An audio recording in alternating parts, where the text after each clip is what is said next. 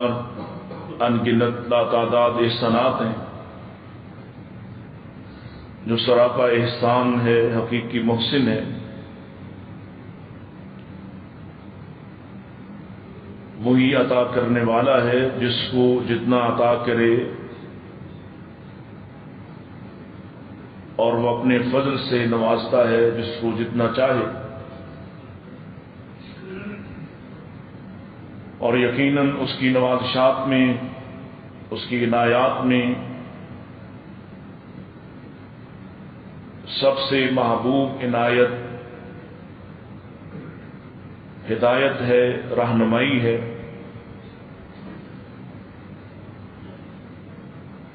اس سے دعا کرتے ہیں وہ ہمیشہ ہدایت پر استقامت عطا فرمائے۔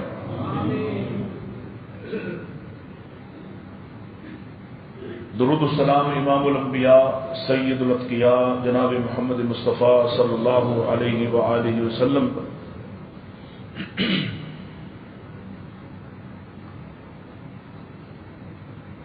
اللہ کے رسول صلی اللہ علیہ وسلم جو دین لے کر آئے وہی حق ہے۔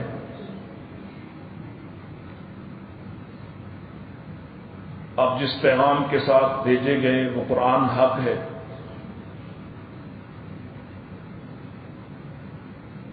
جس تفہیم، تشریح اور توضیح یعنی حدیث کے ساتھ بھیجے گئے وہ بھی حق ہے۔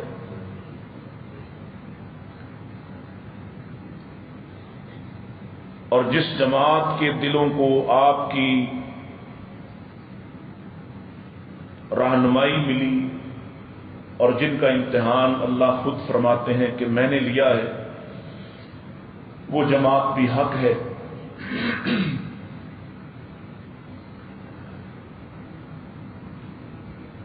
اور یقیناً آپ کی تمام پیشین گوئیاں، آپ کی تمام خبریں بھی حق ہیں۔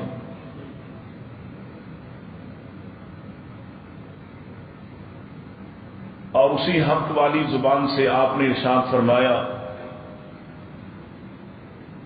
قیامت تک آنے والے جب تک اس نظریے پر قائم رہیں جس پر میں اور آج میری جماعت، میرے صحابہ ہیں، وہ جماعت بھی حق ہے۔ اس حق کو تلاش کرنا، حق کا ساتھ دینا، معاون بننا، اور حق کے راستے میں آنے والی مشکلات اور مصائب پر استقامت کا مظاہرہ کرنا، یہ ہم سب کا دینی فریضہ ہے۔ اللہ تعالی ہمیں اس دینی فرض کو ادا کرتے رہنے کی توفیق عطا کرے۔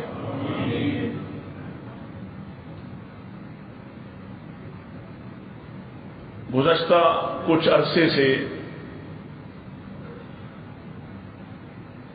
کچھ فتنوں نے پاکستانی عوام کو، بالخصوص نوجوان کو متاثر کیا ہے۔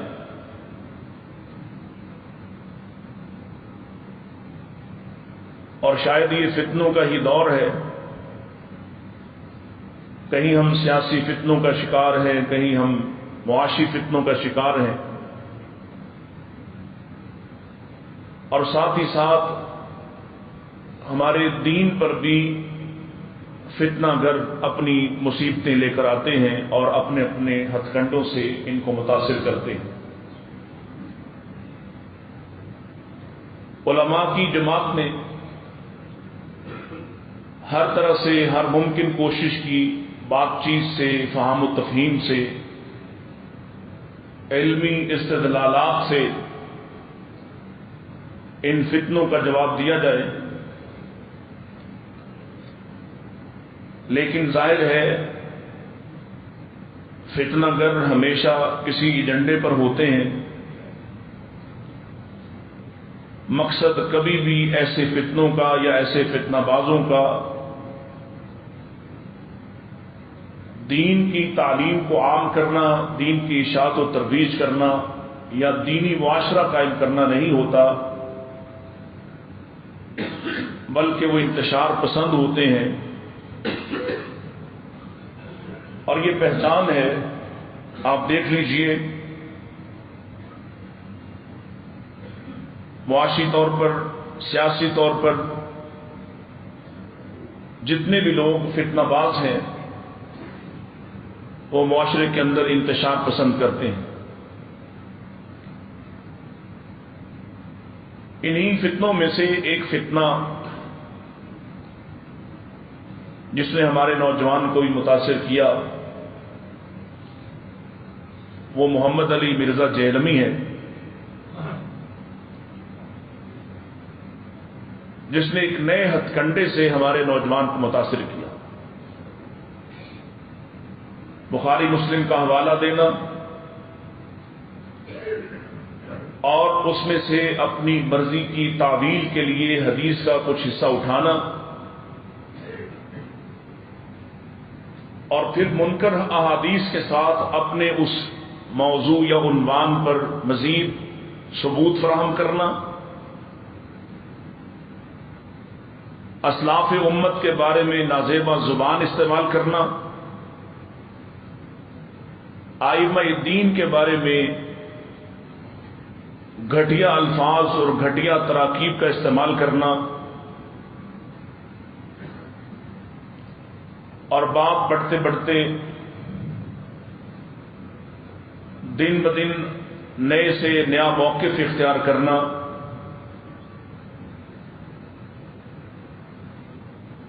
اپنے بیان کردہ سابقہ موقف پر یہ کہہ کر مکر جانا کہ نرم موقف میں اس لیے بیان کرتا تھا تاکہ فساد نہ ہو، اور اب بات بڑھ گئی ہے لہذا میں کھل کر کہہ رہا ہوں. گویا پہلے کوئی اور زبان استعمال کر کے، پہلے کچھ نہ کچھ تلبیس حق کر کے، کچھ حق بیان کر کے، کچھ چھپا کے لوگوں کو اپنا فالوور بنانا، اور جب وہ آپ کو ماننے لگ جائیں تو پھر اپنی اصلیت کو ظاہر کرنا. اس فتنے کی نمایاں خوبیاں ہیں. نبی کریم صلی اللہ علیہ وسلم کے اصحاب پر زبان درازی کا ایک نہ ختم ہونے والا سلسلہ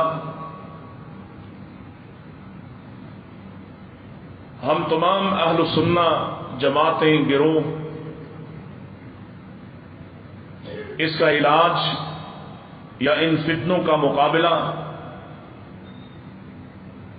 رافضی فکر کے اعتبار سے کر رہے تھے. یہ پہلا موقع ہے، یا یوں سمجھیے کہ یہ دوسرا فرد ہے پاکستان میں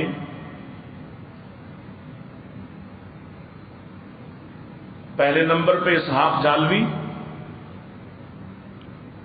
اور دوسرے نمبر پر یہ مرزا جہلمی، جو تقریباً اسی کی کاپی یا اس سے بھی آگے بڑھ کر کچھ اس فتنے کو ہوا دینے کی کوشش اور اہل السنہ کا ٹیگ استعمال کرنا، اہل الحدیث ہونے کا تاثر دینا، اور صحابہ کرام رضوان اللہ علیہم اجمعین پر ایسی تشکیک، ایسے شکوک و شبہات، ایسے خدشات کا اظہار کرنا اور زبانوں کو وہ الفاظ دے دینا کہ آج نوجوان دلیر ہو گئے اور وہ نبی کے صحابہ کے بارے میں طرح طرح کی زبان درازی کرنے لگے. اس وجہ سے لوگ متاثر ہوئے، اور بہت سے لوگ ہیں مزید اس فتنے سے اور اس کی سرکوبی سے پہلو تہی ممکن نہیں ہے، اور مزید نرمی بھی ممکن نہیں ہے. کہ اگر مزید نرمی کریں گے اور ہم خاموش رہیں تو پھر یہ جو آج فکر قائم ہو رہی ہے کہ جی بات تو ٹھیک کر رہا ہے، تو جب تک اس کے جھوٹ کو کھولا نہ جائے، اس کے فریب کو اس لوگوں کے سامنے نہ لایا جائے، ممکن نہیں لگتا کہ ہماری آنے والی نسلیں ایسی غلیظ فکر سے محفوظ رہ سکیں. سو ہماری یہ ذمہ داری ہے اس ممبر کے وارث ہونے کے اعتبار سے کہ ہم ایسے لوگوں کو جواب دیں اور دفاع صحابہ کریں، کیونکہ دفاع صحابہ اللہ کی بھی سنت ہے اور رسول اللہ کی بھی سنت ہے. اللہ تعالیٰ نے بھی اس جماعت کا دفاع کیا ہے اور رسول اللہ صلی اللہ علیہ وسلم نے بھی اس جماعت کو برا بلا کہنے سے منع فرمایا ہے. مختلف احادیث میں منع فرمایا وہ لوگ جو نبی پاک علیہ السلام کے صحابہ کو کسی بھی طرح سے برا بلا کہتے ہیں، جو ان پر لعن طعن کرتے ہیں، یا ان میں سے ان کے بعض اختلافات کو بہانہ بنا کر زبان درازی کا رستہ کھولتے ہیں. ضروری تھا کہ ان کا جواب شروع کیا جائے. لہذا چند ایک عمومی باتوں کے ساتھ میں اس کی طرف سے اٹھائے جانے والے کچھ سوالات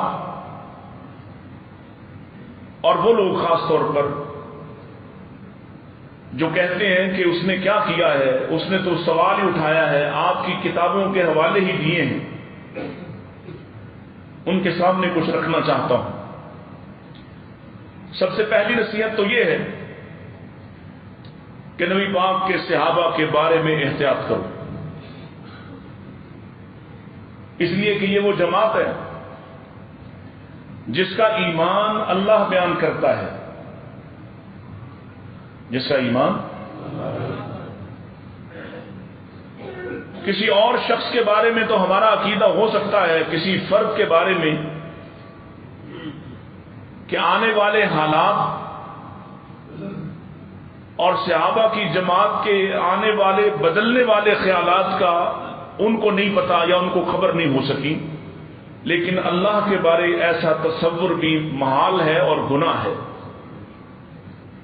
جس رب نے ان کی عظمت بیان فرمائی ہے، ان کی شان بیان فرمائی ہے، ان کے لیے مغفرت کے وعدے کیے ہیں، ان کے لیے جنت کے وعدے کیے ہیں، تو کیا یہ ممکن ہے جو رافضیوں کا عقیدہ ہے کہ صرف 4 لوگ ایمان پر تھے، علی و عمار و مقداد، اور سلمان کے علاوہ کوئی ایمان والا نہ رہا؟ یہ ان کو بند کر دیں، ان کو خود آپ بند کروا دیں فون ان کا کسی سے. کیا یہ امکان ہے، کیا یہ ممکن ہے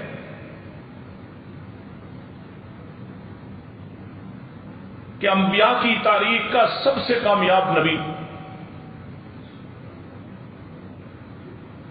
انبیاء کی جماعت کا سب سے کامیاب نبی، نبی کریم علیہ الصلوۃ والسلام اپنی زندگی میں جتنی بھی آپ نے محنت کی اور اس کے بعد صرف اخلاص والے 4 ایمان والے ہوں؟ کیا یہ ممکن ہے کہ نبی علیہ الصلوۃ والسلام جن پر بھروسہ کرتے تھے، جن کا نام لے لے کر آپ ان پر راضی ہونے کے سرٹیفکیٹ عطا کرتے تھے، اور یقیناً وحی کی بنیاد پر کہتے تھے، یا اپنے بعد جن کے اتباع اور اقتداء کے لیے آپ لوگوں کو نصیحت اور وصیت کیا کرتے تھے،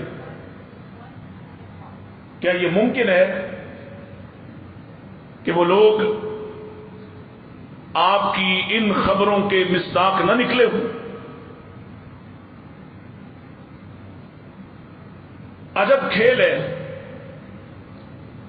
کہ نبی کریم علیہ الصلوۃ والسلام کی وہ پیشین گوئیاں جو سیدنا علی رضی اللہ تعالیٰ عنہ کے حوالے سے ہیں وہ تو سب سچ مانی جائیں، اور وہ پیشین گوئیاں جو ابو بکر و عمر و عثمان کے بارے میں ہیں ان کے بارے میں شک پیدا کیا جائے۔ میری بات کو سمجھنے کی کوشش کریں۔ سیدنا علی رضی اللہ تعالیٰ عنہ کو یا ان کے ساتھیوں کے بارے میں یا وہ صحابہ جو حضرت علی کا ساتھ دینے والے تھے ان کے بارے میں اگر رسول اللہ صلی اللہ علیہ وسلم نے کوئی خبر دی ہو، عمار کو ایک باغی گروہ قتل کرے گا، یہ خبر رسول اللہ کی ہے اور سچ ہے۔ سیدنا علی رضی اللہ تعالیٰ عنہ کے خلاف بعض لڑنے والوں کی کیفیات اللہ کے رسول نے بتائی ہوں، یہ سچ ہے۔ لیکن اسی زبان نبوت سے اگر رسول پاک صلی اللہ علیہ وسلم احد پہاڑ پہ کھڑے ہو کر کہیں اس کو احد انما علیک نبی و صدیق و شہیدان، اے احد کہہ جا تجھ پر ایک نبی کھڑا ہے، ایک صدیق کھڑا ہے، 2 شہید کھڑے ہیں، تو اس پر سوال اٹھایا جائے۔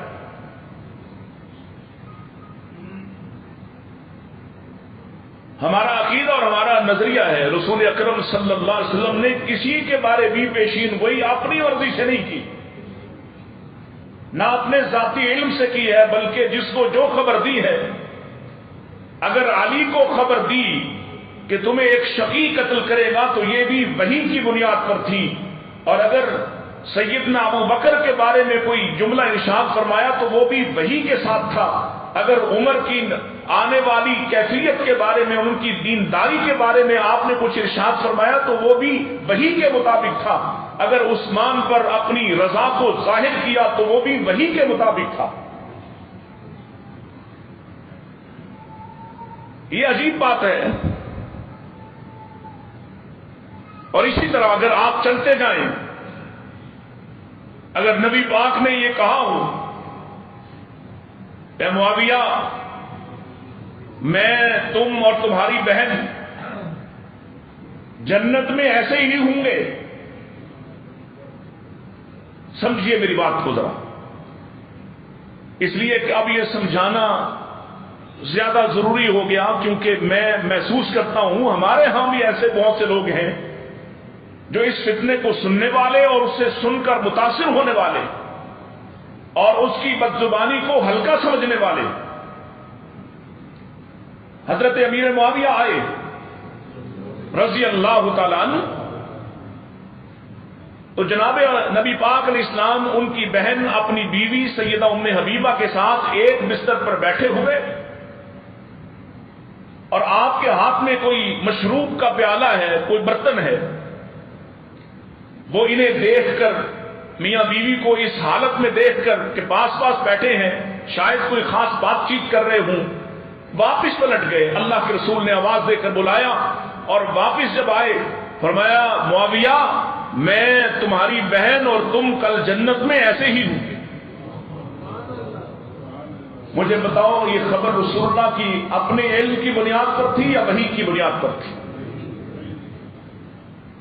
تو جس نبی نے معاویہ کو جنت کی خبر دی ہو اس خبر پر اعتماد نہ کیا جائے، تو ہم آپ سے پوچھتے ہیں پھر آپ کس دلیل سے وہی بات جو حضرت علی کے بارے میں کہی ہو اس پر کیسے اعتماد کرتے ہیں؟ یہ آپ کا بغض ہے۔ ہم تو علی رضی اللہ تعالیٰ کے بارے دی جانے والی پیشین گوئیاں، خبریں، وہ بھی صداقت پر مبنی سمجھتے ہیں، اور نبی علیہ السلام کی معاویہ کے بارے میں دی جانے والی خبریں بھی صداقت کی بنیاد پر سمجھتے ہیں۔ پھر سمجھیے سیدنا حسن رضی اللہ تعالیٰ عنہ کی عظمت کو تو مانا جائے، اور بالکل ماننا چاہیے، ایمان کا حصہ ہے، لیکن آپ مرزا جہلمی اور اس کے سننے والے اور اس کا طبقہ اس حدیث کی بنیاد پر سیدنا حسن کی عظمت کو تسلیم کریں کہ جس میں اللہ کے رسول فرمائیں ان ابنی ھذا سید، میرا یہ بیٹا سردار ہے، اور عنقریب اس کی وجہ سے اللہ 2 عظیم مسلمان جماعتوں میں صلح کروا دے گا۔ سوال یہ ہے حسن کے ساتھ صلح کرنے والی دوسری جماعت کون سی، جس کو اللہ کے رسول عظیم بھی قرار دے رہے اور مسلمان بھی قرار دے رہے؟ وہ دوسری جماعت کون سی ہے؟ سیدنا حسن کی عظمت مسلمہ، سیدنا حسن کی عزت مسلمہ. ہم پوچھنا چاہتے ہیں دوسری طرف معاہدہ کرنے والے معاویہ تھے، ان کی عزت مسلمہ کیوں نہیں؟ ان کی شان مسلمہ کیوں نہیں؟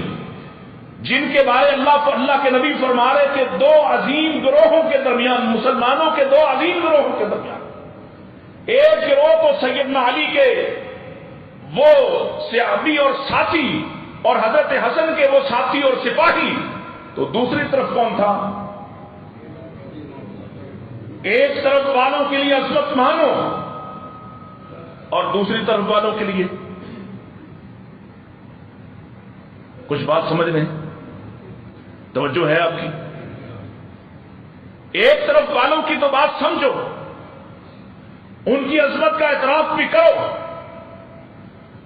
دوسری طرف چونکہ معاویہ ہیں، چونکہ معاویہ کے ساتھی ہیں، میں پوچھنا چاہتا ہوں، تم کہتے ہو اگر آج معاویہ ہوتے، آج عمر بن العاص ہوتے، آج بسر بن ارتاس ہوتے، آج مغیرہ بن شعبہ ہوتے، تم نے کہا کہ میں ان کے خلاف مولا علی کے ساتھ مل کر تلوار سونپ دیتا.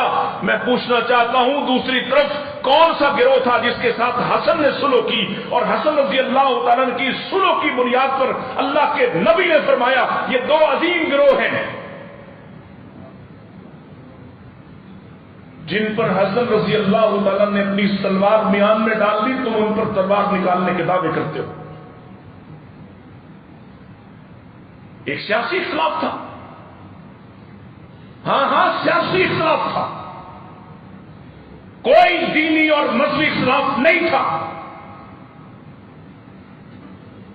اور وہ کربلا پارٹی بھی، اس کو بھی ہمارا دعوی اور چیلنج ہے، لائیے عقیدے میں، عقائد میں، عبادات میں سیدنا علی اور سیدنا معاویہ رضی اللہ عنہما کا اختلاف ثابت کر دیجئے کہ دونوں الگ نماز پڑھتے تھے، دونوں کا طریقہ الگ تھا، دونوں کی اذان الگ تھی، دونوں کے خطبے الگ تھے.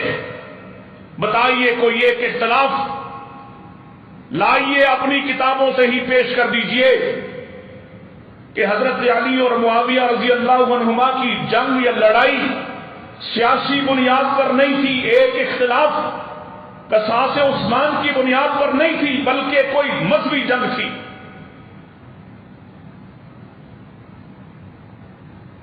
عجیب معاملہ ہے. ہم کہتے ہیں اور آپ سے کہتے ہیں، سننے والے ان متاثرین سے کہتے ہیں احتیاط کرو، اس لیے ان کے بارے احتیاط کرو جن کے لیے اللہ نے جنت کے وعدے کیے ہیں. وعد اللہ الذین آمنوا وعملوا الصالحات، اللہ نے جن کے ساتھ وعدے کیے ہیں، جن کے لیے اللہ فرماتا ہے اعد اللہ لہم مغفرہ، میں نے ان کے لیے مغفرت کو تیار کر رکھا ہے. جن سے غلطی ہو تو آسمان والا کہتا ہے میں نے ان کو معاف کر دیا ہے، اور نہ صرف خود معاف کیا ہے بلکہ اپنے نبی سے کہا فاعف عنہم، اے میرے حبیب تو بھی ان کو معاف کر دے، تو بھی ان کو معاف کر دے. واستغفر لہم، نہ صرف معاف کر بلکہ ان کے حق میں استغفار کر. وشاورہم فی الامر، اور انہیں اپنی مجلس سے بھی دور نہ کرنا، ان کے ساتھ مشاورت کرتے رہنا. سنگین غلطی ہوئی تو جن کی غلطیوں کو اللہ معاف کر دے، ان غلطیوں کی بنیاد پر آج ان کی تنقید جائز ہے؟ کوئی کہے کہ میں تو ان کی غلطیاں بیان کرتا رہوں گا، تمہارے بیان کا مقصد کیا ہے؟ محدثین نے امانت کا پہلو سامنے رکھا اور ان چیزوں کو نوٹ اور نقل کر دیا، چھپایا نہیں. جو یہ الزام لگاتا کہ مولوی چھپاتا ہے، اگر مولوی نے چھپانا ہوتا، تم نے تو اردو تفاسیر پڑھی، اردو حدیث پڑھی، مولویوں نے عربی میں بھی لکھا، اردو میں ترجمے بھی کیے، مولوی نے چھپایا؟ چھپانا ہوتا تو تجھ جیسے جاہل کے پاس یہ علم کہاں سے آتا؟ اور کون چھپا سکتا ہے؟ احتیاط کرو، اس لیے کہ وہ لوگ ہیں، ایک دلیل دیتا ہے اور اسحاق جھالوی مردود، ہاں میں مرے ہوئے کو بھی کہتا ہوں کہ مردود ہے، کہ اس کی فکر زندہ رہی اور اس کو یہ بغل بچہ ملا جو اس کی فکر کو پھیلاتا، جو یہ شک پیدا کرتا ہے کہ کچھ قانونی صحابہ تھے اور کچھ اصلی صحابہ تھے۔ قانونی صحابہ یعنی جس شخص نے بھی کلمہ پڑھا، آپ کی زیارت ہو گئی، وہ قانوناً صحابی تو بن گیا، لیکن اصلی صحابی نہیں تھا۔ یہ تمہارے پاس یہ چھلنی، تمہارے پاس یہ چھانٹی کرنے والی کوئی مشین یا کوئی پیمانہ، وہ کہاں سے آیا ہے جو آج تک امت کے کسی بڑے کو سمجھ نہیں آیا کہ ایک قانونی صحابی ہوتا ہے اور ایک اصلی صحابی ہوتا ہے؟ بنسبت اس بات کی یہ عقیدہ درست اور زیادہ بہتر نہیں تھا کہ ہم ان کے بارے اپنی زبان روک رکھتے اور اگر ان میں سے کسی سے خطا بھی ہوئی تو اس کا معاملہ اللہ پہ چھوڑ دیتے، اگر ان میں سے کسی سے غلطی بھی ہوئی تو اس کا معاملہ اللہ پر چھوڑ دیتے۔ یہ زیادہ بہتر اور محفوظ رستہ نہیں تھا کہ طلب کر کے چن کر ان چیزوں کو نکال کر جھوٹے سچے واقعات کو ملا کر مقدمہ قائم کیا جائے کہ تمام صحابہ کی جماعت اعوذ باللہ معاذ اللہ العیاذ باللہ منافقین سے، یہ نتیجہ بہتر ہے۔ ہم کہتے احتیاط کرو کہ اللہ کے نبی علیہ السلام نے فرمایا تھا، اور میں آپ سے کہتا ہوں احتیاط کرو، ہم اس کے بارے احتیاط نہیں کریں گے۔ اب جو صحابہ کے بارے کہے کہ میں ان پہ تلوار سونپ لوں گا، ہم اس ملک کے قانون کے پابند ہیں، تلوار تو نہیں سونپیں گے لیکن اب زبان کو نہیں روکیں گے انشاءاللہ۔ اللہ کے رسول نے فرمایا النجوم امانۃ للسماء، بخاری مسلم کے حوالے دینے والے سنو، مسلم شریف کی روایت ہے، اللہ کے رسول فرماتے ہیں آسمان کے یہ ستارے آسمان کی بقا کی ضمانت ہیں، امانت ہیں، امن ہیں، ڈھال ہیں۔ جب تک آسمان کے ستارے رہیں گے آسمان بھی باقی رہے گا۔ اور فرمایا وَأَنَا أَمَنَةٌ لِأَصْحَابِي، اور میں اپنے صحابہ کی ڈھال ہوں، میں اپنے صحابہ کی ضمانت۔ جب تک میں ہوں میرے صحابہ کو کوئی کچھ کہہ سکتا، اور جب میں چلا جاؤں گا فرمایا وَأَصْحَابِي أَمَنَةٌ لِأُمَّتِي، میری امت فتنوں سے محفوظ رہے گی اس وجہ سے کہ ان کے درمیان صحابہ موجود ہوں گے، اور جب یہ چلے جائیں گے فَإِذَا ذَهَبُوا أَتَىٰ أُمَّتِي مَا يُوعَدُونَ، پھر میری امت پر وہ فتنے ٹوٹ پڑیں گے جن کا مجھ سے وعدہ کیا گیا، جو بتایا گیا کہ یہ تمہاری امت کے ساتھ ہوگا۔ ہم سمجھتے ہیں مرزا جہلمی بھی انہی فتنوں میں سے ایک فتنہ ہے۔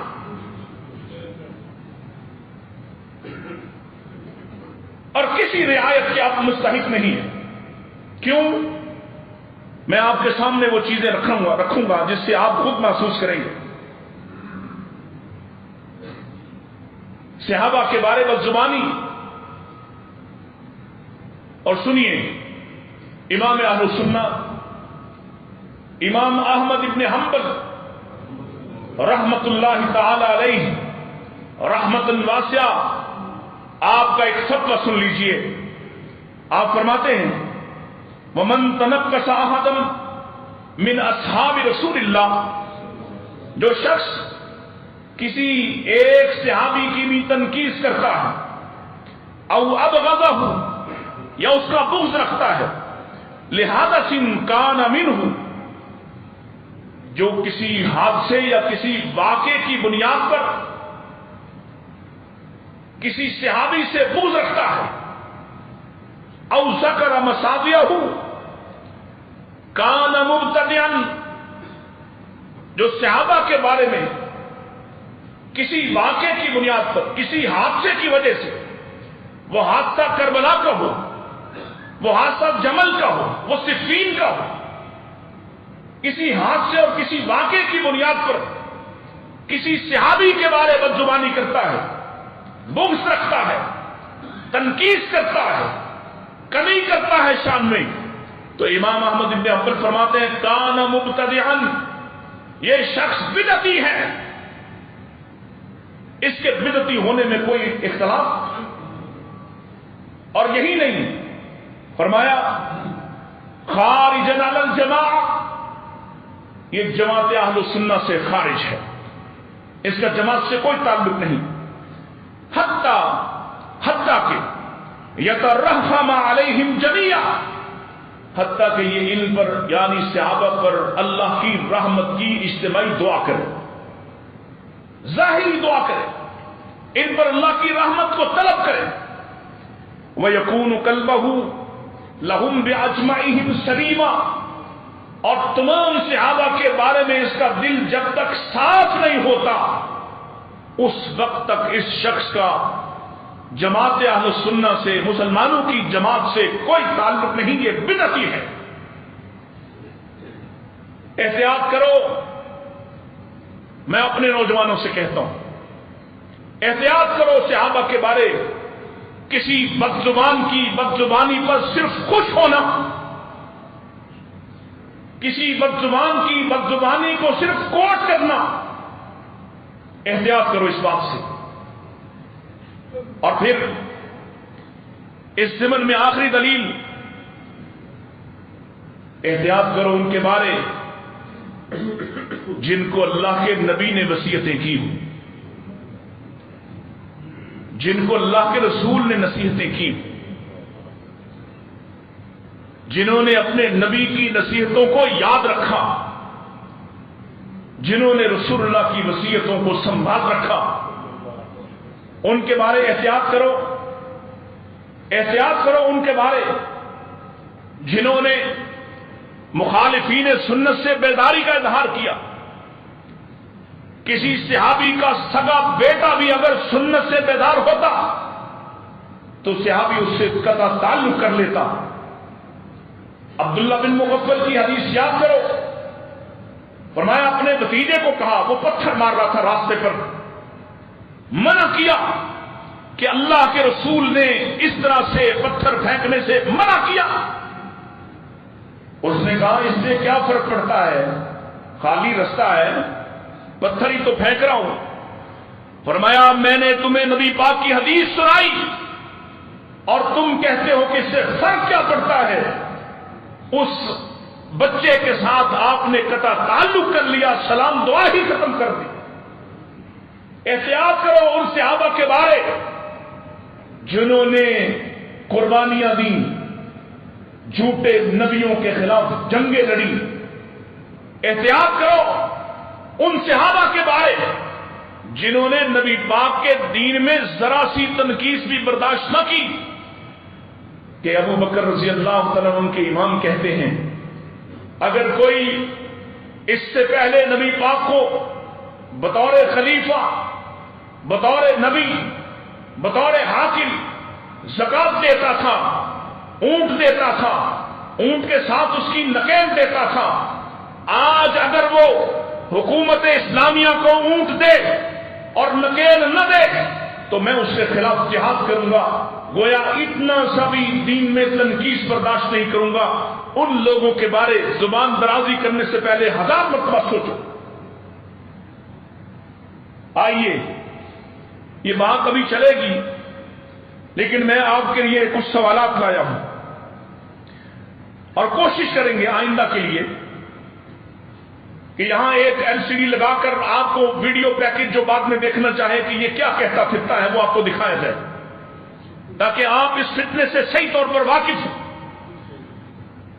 اس کے کچھ اعتراضات. پہلا اعتراض کہتا ہے سقیفہ بنی سعدہ میں جو ہوا، کیا ہوا سقیفہ بنی سعدہ میں؟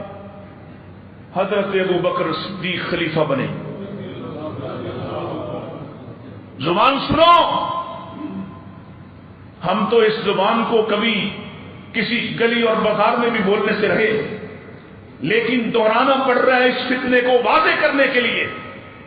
کہتے ہیں آج اگر ابو بکر زندہ ہو کر آ جائیں تو امت کے خلاف جو کام ڈالا گیا اس پر پچھتاتے. اللہ، ابو بکر کی خلافت پر اعتراض ہے. یہ کن کا کام ہے؟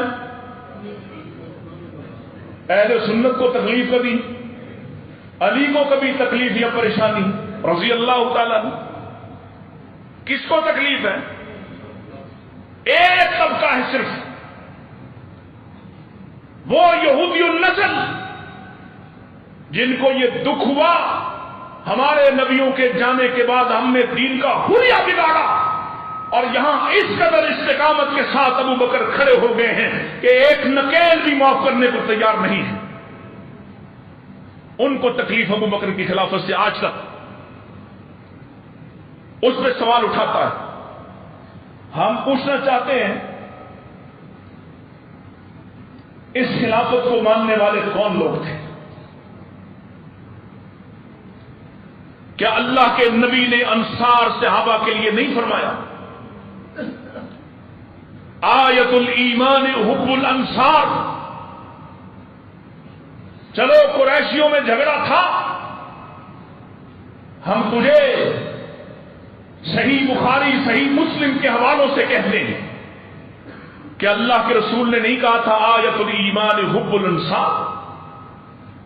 انصار صحابہ کی محبت ایمان کی علامت ہے، اور انصار صحابیوں سے بغض رکھنا نفاق کی علامت ہے. کیا میرے صدیق کو پہلے ہی دن انصار صحابہ نے مانا یا نہیں مانا؟ کوئی اختلاف نہیں کیا. صدیق کا نام آنے پر اس طرح سے لوگ ٹوٹ پڑے آپ کی بیعت کرنے کے لیے. عمر کے بعد حضرت عمر کہتے ہیں جیسے شہد کی مکھیاں شہد پر جمع ہو جاتی، اس طرح سے انہوں نے آپ کی بیعت کی. ان کے بارے کیا کہتے ہو؟ ان کا تو کوئی جھگڑا رہا نہ اس کے بعد خلافت کا. وہ ہمیشہ حق پر کھڑے رہے، اور نبی پاک نے ان کے لیے بشارتیں بھی دیں اور فرمایا تھا انصار کی جماعت تم برداشت کرنا، صبر کرنا، تم لوگوں کے مقابلے میں کم ہوتے جاؤ گے حتیٰ کہ مجھے حوض کوثر پہ آ کر ملو گے. ان کے بارے کیا کہتے ہو؟ دوسرا سوال کہتا ہے رضی اللہ صرف وہ صحابی ہیں جنہوں نے بیعت رضوان کی، یعنی وہ 1400 صحابی جنہوں نے حدیبیہ میں آپ کے ہاتھ پر بیعت کی. پوچھنا چاہتا ہوں اس میں ابو بکر و عمر شامل تھے یا نہیں؟ اس میں طلحہ و زبیر شامل تھے یا نہیں؟ اس میں وہ بیعت کس کے خون کا بدلہ لینے کے لیے لی گئی؟ کیا وہ جس کے انتقام کے لیے بیعت لی گئی اس کا نام عثمان بن عفان تھا یا نہیں؟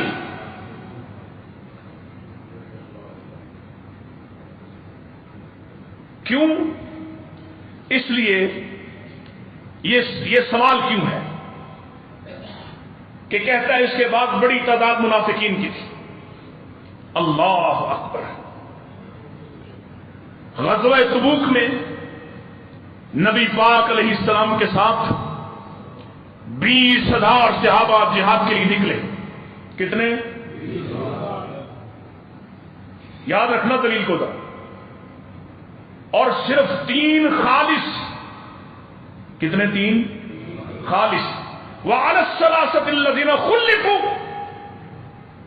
صرف 3 لوگ ایسے پیچھے رہ گئے جو ایمان میں خالص تھے، اپنے دعوی ایمان میں سچے تھے اور جنگ سے پیچھے رہے۔ یہ کتنے تھے؟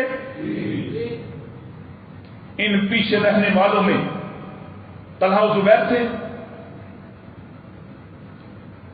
ان پیچھے رہنے والوں میں مغیرہ و معاویہ تھے۔ کون تھے؟ پوری امت کو ان کے نام بھی معلوم، جو 3 پیچھے رہ گئے، اور ایک چھوٹی سی جماعت منافقین کی جنہوں نے جانے سے انکار کیا، جنہوں نے ہمیشہ ہی اللہ کے رسول کے ساتھ لڑنے سے گریز کیا، جو بدر میں شامل نہیں ہوئے، جو احد سے بھاگ اٹھے، جو احد سے احزاب سے بھی بھاگ اٹھے، جنہوں نے تبوک کے موقع پر بھی بہانے بنائے، جھوٹے بہانے بنائے، ان کی جماعت بھی الگ، ان کے لوگ بھی واضح اور نمایاں۔ کیا وہ ان صحابہ میں سے تھے؟ کیا وہ قریشی تھے؟ کیا وہ مہاجر تھے؟ ظالموں، کچھ تو شرم کرو، کوئی بات تو سمجھو، کیوں اپنی عاقبت کو خراب کرتے ہو؟ اور یہ دعویٰ کر دینا کہ باقی کوئی صحابی ایمان والا تھا ہی نہیں۔ ہم کہہ رہے ہیں 1400 نہیں، ایک دلیل میں نے دی ہے قرآن سے، شواہد سے۔ نبی پاک کے ساتھ جو تبوک میں نکلے، جو خالص ترین تھے، کتنے تھے؟ 20,000 20,000 اور شہر میں خالص صرف 3 پیچھے رہ گئے، باقی سب خالص آپ کے ساتھ گئے، اور آپ کے ساتھ کوئی منافق نہیں گیا، یہ بھی قرآن کہتا ہے۔ کتنے ہو گئے؟ 1400 تو گل بڑھ گئی، نہیں سمجھی، اور 1400 سے بات بڑھ گئی، اس کا دعویٰ ہے 1400 صرف رضی اللہ عنہم ہیں، باقی سب منافق تھے معاذ اللہ۔ 1400 سے بات بڑھ گئی، ہم نے 20,000 تک بات پہنچا دی، انشاءاللہ یاد رہے گا۔ پھر ایک دعویٰ کرتا ہے، بڑی معروف حدیث ہے، کہتا ہے حوض کوثر سے جو لٹائے جائیں گے، کہاں؟ جب اللہ کے رسول نے فرمایا کہ ایک جماعت آئے گی، غرم محجلین، اعضائے وضو چمک رہے ہوں گے، میں آگے بڑھ کر ان کا استقبال کروں گا تو مجھے روک دیا جائے گا اور کہا جائے گا یہ وہ بدبخت ٹولہ ہے جو آپ کے باپ دین سے پھر گیا، جنہوں نے دین میں ابتدا کی، جنہوں نے دین میں بدعت اختیار کی، تو میں کہوں گا انہیں جہنم میں پھینک دو۔ اب یہاں دیکھیے، پوری امت آج تک اس کا ترجمہ اور اس کا معنی مفہوم ان بدعتی لوگوں کے بارے میں کہتی جو نبی علیہ الصلوۃ والسلام کے دین پر اطمینان کا اظہار نہ کریں بلکہ اپنی مرضی کا دین شروع کر دیں۔ اور مرزا جیلمی کہتا ہے یہاں لفظ اصحابی ہے، اور اصحابی کا مطلب آپ کے صحابہ ہیں جو بدعتی ہو گئے، اور اس وجہ سے امت یہاں ترجمہ نہیں ہے، یہاں امت کا کوئی بدعتی گروہ نہیں ہے، بلکہ آپ کا وہ صحابیوں کا گروہ ہے جو بدعتی ہو گیا، ان کو وہاں سے واپس لوٹایا جائے۔ سنو اور آنکھیں کھولو، سنو اور اس فتنے کے بارے میں جانو، اور ان تک بھی یہ بات پہنچاؤ جو آج تک آنکھیں بند کر کے اس کے فالوورز بنے ہوئے۔ دیکھو کتنا بڑا دعویٰ ہے، حالانکہ پوری امت کا اتفاق ہے کہ اس کا مطلب شروع سے لے کر آخر تک وہ لوگ جو ایک طرف دعوی اسلام بھی کرتے ہوں اور دوسری طرف بدعت کا رستہ بھی اختیار کرتے ہوں، یہ ایک ایسی کمال کی بات ہے پاکستان کا بدعتی اس میں شامل نہ ہو اور نبی پاک کے صحابہ کو بدعتی بنا دیا جائے۔ پانچواں اعتراض کہتا ہے نبی پاک نے جو ترقیہ اور تربیت کی، جو آپ نے نیکی اور تقوی ان کے اندر پیدا کیا، ان کے اندر دراڑ پڑ گئی آپ کی وفات کے بعد دنیا کی محبت میں اور مال کے لالچ میں. بتائیے اعتراض کس کا ہے؟ اور ان قریب ہم چاہتے ہیں یہ اعلان ہی کر دے کہ میں رافضی ہوں، کیونکہ یہ اعتراض رافضیوں کا ہے. رافضی کہتا ہے ابو بکر مال لینے آئے تھے، رافضی کہتا ہے عمر حکومت لینے آئے تھے. کوئی اہل سنت یہ بات کہتا؟ یہ الگ بات ہے، ہمارے پاس دلائل اور ثبوت موجود کہ ابو بکر کے مال کو خرچ کرنے کی دلیل تو خود نبی پاک دیتے ہیں. جس کے بارے یہ کہتے ہو کہ مال لینے آیا، اس کے بارے میرا نبی کہہ گیا کسی کے مال نے اور کسی کے تعلق نے مجھے وہ فائدے نہیں پہنچائے اسلام میں جتنا تعلق اور مال کے حوالے سے ابو بکر کے مال نے، اس کے تعلق نے مجھے فائدہ پہنچایا. امیر آدمی لیکن اپنا سارا کچھ سب کچھ اسلام پر قربان کر دینے والا. مال لینے آئے تھے، وہ مال لینے آنے والا اپنی بیٹی ام المومنین کو جاتے ہوئے اس دنیا سے رخصت ہوتے ہوئے بھی پیغام دے گیا، مجھے پرانے کپڑے ہی پہنا کر رخصت کر دینا.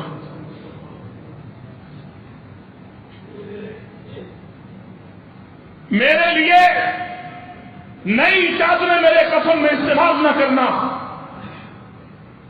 میری چادر میں کچھ رنگ لگا ہوا ہے اس کو دھو کر وہی مجھے چادر دے دینا. یہ کیسا الزام ہے؟ اور آج کی مجلس میں چھٹا اعتراض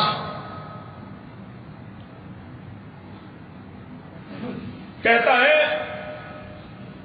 معاویہ کوئی کاتب شاتب نہیں تھے. یہ اس کے الفاظ،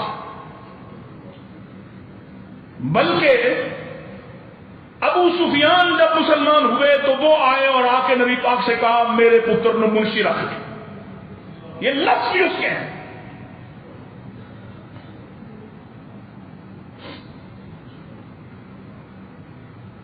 کتنا بڑا الزام ہے، اور آنکھیں کھلنے کے لیے کافی ہے. کیا یہ ممکن ہے کہ نبی پاک ابو سفیان کے کہنے پر سیدنا معاویہ کو کتابت وحی کا ذمہ دے دیتے؟ اور تاریخی طور پر سنیے، ابو سفیان مسلمان ہوتے ہیں فتح مکہ کے موقع پر 8 ہجری میں، اور امیر معاویہ یہ اپنے والد سے 2 سال پہلے حدیبیہ کے فوراً بعد خالد بن ولید کے ساتھ سفر کرتے ہوئے نبی پاک کی خدمت میں آئے. عمر بن العاص، خالد بن ولید، امیر معاویہ، یہ 6 سال میں آپ کے پاس فتح سے پہلے مسلمان ہوتے ہیں. اور معاویہ لکھنے والوں میں سے تھے. جب معاویہ آپ کے پاس آئے تو اللہ کے رسول نے خود ان کو کتابت وحی کی ذمہ داری دی، کسی سفارش کی بنیاد پر نہیں.